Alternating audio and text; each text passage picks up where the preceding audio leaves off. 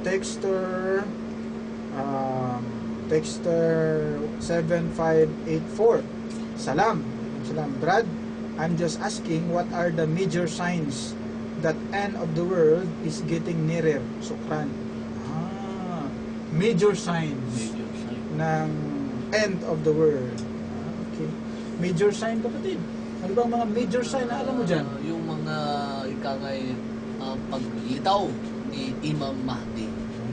Imam Mahdi na siyang inaasahan natin na siya yung isang imam na maglilid sa lahat ng mga kamusliman dito sa mundo.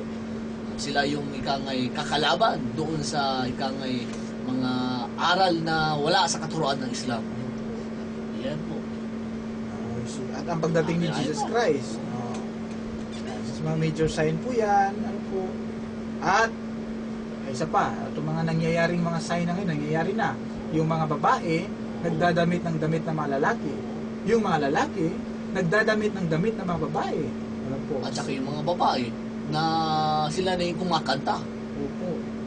Kumakanta, ano po bang kinakanta nila? Yung mga kinakantang hindi na naayon sa nakapagdagdag ng pananampalataya sa Allah. Katulad ng kantang ito.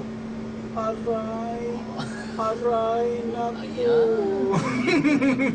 Mga dedicated natin dapat sa mga sabi yung bagong kasal. Oo nga po talaga naman tapos makita mo dyan yung mga babae, alam mo kapatid, may nakita ako kapatid, puwera puwera sa mga babae, ano po, akala ko kapatid, yung mga babae ay ginagaya lamang nila yung pananamit ng mga lalaki.